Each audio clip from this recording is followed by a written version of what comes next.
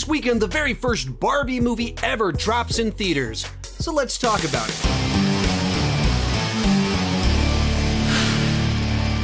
Hi, my name is Sean, and I love to talk about movies and TV way too much. With that in mind, go ahead and join me down below in the comments section. What's your excitement level for the film? And if you've seen it, what did you think about it? With that said, let's get started with the good. And when it comes to this movie, the first words that come to mind are high energy and stylized. Greta Gerwig clearly had a very clear vision for what she wanted this movie to look and feel like. So right from the get-go, it feels like you are living in a world where Barbies, Kens, and the accessories that go along with them have just come to life, and it is just jam-packed with references to Barbie dolls and accessories from decades past.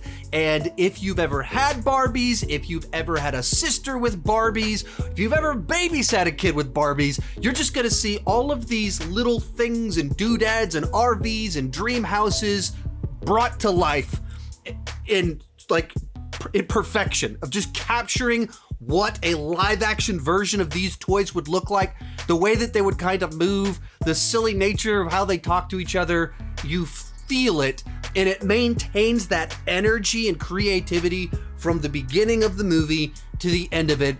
And they just found kind of like the perfect aesthetic for Barbie Land to just capture it right. Other thing you have to talk about with this movie is that it is very frequently incredibly funny.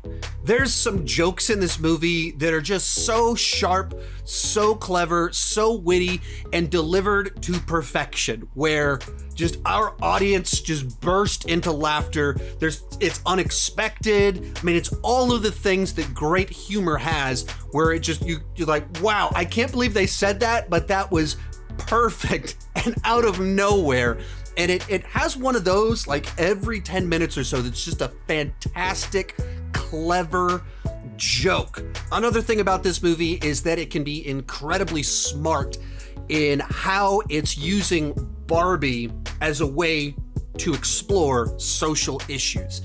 And because Barbie dolls have kind of been the face of this unrealistic standard of beauty and womanhood for decades now, they take that and mine it for all kinds of ideas to be explored, commentary on society, ideas of how Barbie is perceived by different people, which some of that's very bold that Mattel would allow them to say some of the things that are said in this movie about Barbie dolls. They actually are self-aware and allow their product to be heavily criticized at times for the negative effects of Barbie, while still being amusing and at no point in time really actually tearing Barbie down, because it's all about this big picture exploration of societal expectations, gender roles, feminism, all sorts of ideas. And it's very intelligent at times in the way that it does all of this and the way that it unpacks these ideas and shines a light on them. Last thing you really have to talk about here is that the cast is just an absolute blast.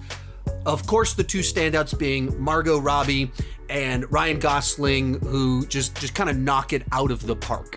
Where if you're trying to think of someone that can epitomize the classic idea of beauty that could look like a Barbie, Margot Robbie, that's a great pick. And she can have the big gigantic smile and play the big famous person that's charismatic, but she can also be funny and dramatic. And that's what this role demands. That it's at times a very somber film. At times it goes to kind of very heavy places as Barbie's having this existential crisis and processing her existence and her legacy on the world. And Margot Robbie's absolutely able to capture that. And there was this whole Twitter thing last week where some people were calling Margot Robbie mid, in particular this guy named Nicholas. It was hilarious because everyone was dunking on these people trying to put down Margot Robbie. And there's just a fantastic joke in this movie that, in light of that funny Twitter thing from last week, is just a perfect joke to happen in this specific month about Margot Robbie being cast in the role that she's playing in this film. Then, of course, you have Ryan Gosling, who's playing Ken, and he is just so much fun playing this guy that's clueless, who's trying to discover himself and figure out how to love himself and not be dependent on others and drifting to all these lost places because of it. And he's just so charming while being so dumb, clueless, selfish at times, and he just absolutely nails it. And when you're trying to think of like live action Ken, it's a great pick. I mean, they got the right two people to play these roles, and he is really the scene stealer here of just get some fantastic moments where you're gonna remember the outfits that he wore, the songs that he sings. But it's not just the two of them. Everyone is just a blast in this film. I'll say this, going into this movie, I was very skeptical of the film because I'm confused as to why they chose the direction that they went with the film, and I stand by that having seen it. We'll talk about that in just a second. A lot of other people were really looking forward to this movie and saw the trailers. They loved it. They loved the satire, the commentary that you can already see in the trailers, the tone, the vibe, everything about it they were so excited for. If you loved the trailers and this idea of Greta Gerwig using Barbie and satire to explore gender roles and identity in modern day America, you're probably going to absolutely love this film.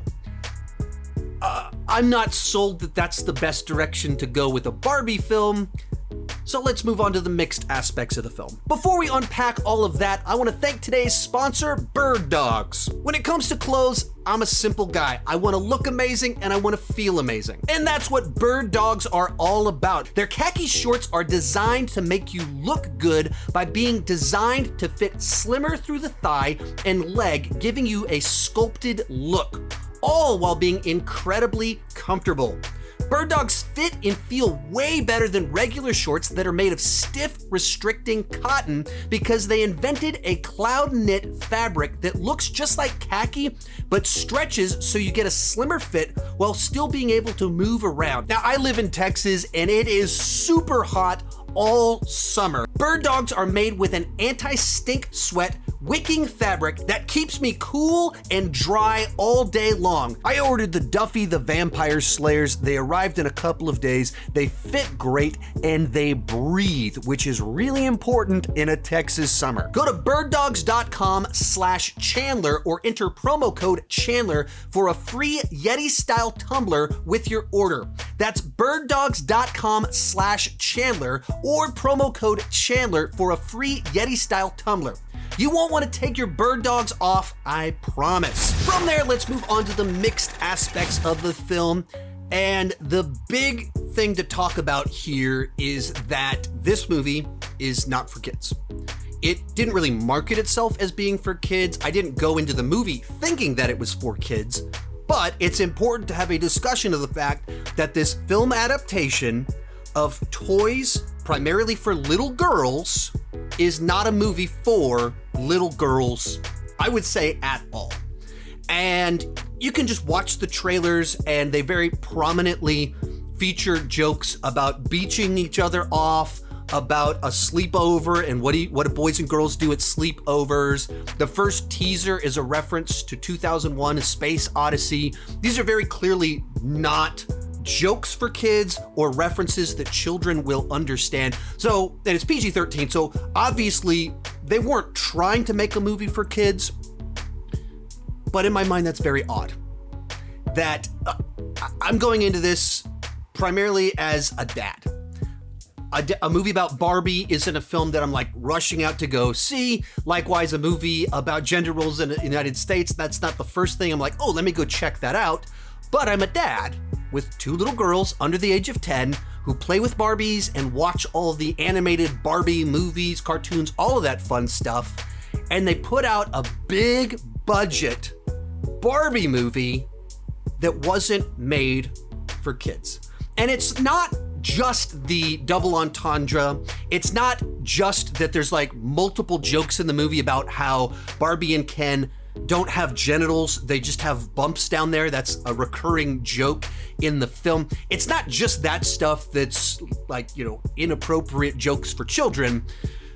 Even the vocabulary of the film, the way that it explores its ideas about female empowerment aren't tackled in a way that children would understand. It uses a very high-level vocabulary in a way that assumes the audience already has an understanding of the patriarchy, the gender pay gap, all these sorts of ideas. It assumes that you already know that these are issues being discussed and worked through in the United States, and it doesn't really explain them or approach them in a fashion to help children understand them. That's not on it. This movie doesn't try to do that whatsoever, which is so strange to me.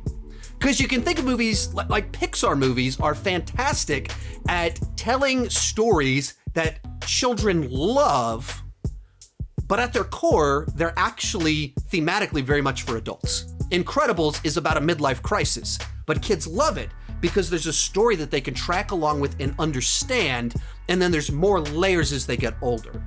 I don't feel that that's what this movie is at all. It's a movie that is very much targeted at 25-year-olds that have spent a lot of time thinking about the world that we live in and how to make it a better place. It's like every character in this movie either talks like a moron or they talk like they just turned in their doctoral thesis for their gender study class. There's multiple points in time in the movie where characters just kind of like start riffing on all sorts of issues in society, and it just states them in a manner that it only really makes sense if you understand that's a conversation happening. There's so many jokes in the movie that are just obscure references to things that, as an adult, I found hilarious. My two girls would have no clue whatsoever what the joke was about. No clue. And that just seems so weird to me. I'm a dad of two girls. I want them to hear empowering messages. Like, I want them to hear that message and understand it and go have wildly successful lives, whatever that looks like. The message in the movie is a great one for my daughters. At the same time, it's communicated in this film in a fashion that they wouldn't get anything out of it because it's not for them. It's for 25-year-olds that already agree with the message of the film so they can like high-five each other. And that's so frustrating as a dad of two girls, and I just think it's a weird decision. It's very strange to decide to make a Barbie movie, to decide to adapt a toy primarily played with by girls under the age of 10 and make a movie not at all for girls under the age of 10, to make no effort to take these important empowering messages and communicating it actually to girls. That is weird. And that's why this is in the mixed category, because many of you are in that 20 to 25-year-old category, according to my YouTube Creator Studio demographics. A lot of you are in that category. You're gonna love the film. Go see it. If you're a parent thinking if you should take your children to go see it, probably not the right movie to rush out to the theater to watch this weekend. It's just not for children. From there, let's move on to the bad. So at the beginning of this review, I said that the movie can be incredibly smart, and it tackles all sorts of ideas about society right now. And all of that is true. The problem is that it's probably too smart for its own good, hence a lot of the stuff in the mixed section, but also they didn't know where to stop. And so it's pretty unfocused. It's a movie that wants to tackle all of the things that you can tackle with Barbie. And so it just starts down a lot of paths and then stops and goes down a different path, and then it stops and introduces so many kind of ideas and eventually so many different plot lines that it didn't really turn out particularly satisfying by the time it got to the end of the film for me. It just felt like we were going shotgun style with everything, just touching on it a little bit, opening this door, having a glimpse into this without really going deep on any one level. And I think some of that ties back to some stuff I alluded to before, where the movie essentially feels designed for people that already are involved in these conversations and already have an opinion on it. It's not designed in a manner to really take one thing and unpack it in a way so it's accessible to be explored by people that agree with the perspective of Greta Gerwig and those who disagree, and to challenge them and really dive into the subject matter. It's kind of more of like going through the world and being like, hey, look, people in the real world don't respect women, they catcall women. Let's move on to the next observation. Look, this boardroom about a toy for little girls is all men.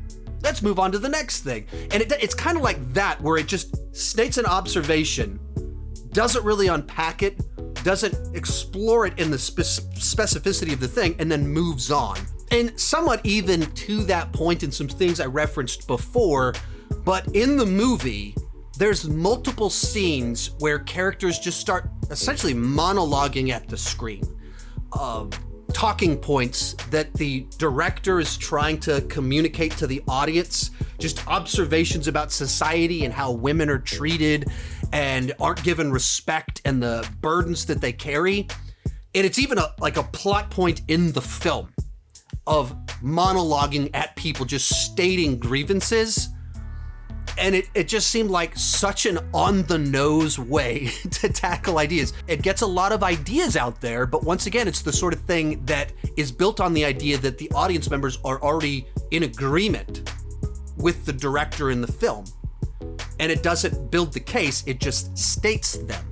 It's not a dialogue, it's not a conversation, it's not an exploration, it's a statement of what the director wants the audience to hear about a specific subject. Or simply put, it gets very preachy in the last third of this film, which is strange because it has a story and it has a built-in metaphor to communicate its ideas without needing to overtly preach at the audience. And as clever and smart as so much of the movie is, if it was focused, it was like, let's pick one way to use Barbie and tell a story that through Barbie we can explore this through line about issues that women face, about self-love. Let's pick this one lane. Then you don't need to have all these weird forced sections of monologuing to say everything you want because you're focused.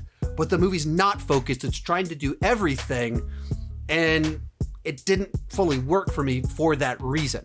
I don't know that I was ever the target audience for this film, obviously, as stated many times before, but I was hoping to be more won over by the film than I actually was. At the end of the day, of all the movies this year, this is the one where I feel like I'm struggling the most to like decide on my score and like a single recommendation, because I don't have one recommendation.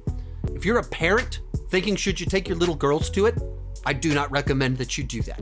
If you're a 25-year-old, if you're a college student that loved the trailers, if you're on film Twitter and you're going bananas and can't wait for Barbieheimer on Thursday, you're gonna love the film. I highly recommend you go see it. And if you're like a 41-year-old man like me, that isn't into Barbies and isn't one that's like, yeah, let's just watch a movie about gender roles in America, probably not going to be a movie for you. There's a lot of wit in here, maybe too much wit in here. There's a lot of jokes that are fantastic. There's also a lot of very heavy-handed monologuing at the screen. There's too many plot points. It's that kind of don't all merge together, get properly explored. There's too many villains that don't quite go somewhere. So it's a very mixed bag for me, with multiple recommendations depending on who you are. Overall for me, I'm gonna go C+ on the entertainment scale, 6.5. As for the recommendation, I already mentioned that before, I got a different recommendation for everyone. Let me know what you thought down below. I know a lot of you are really gonna disagree with me and keep talking movies and TV too much.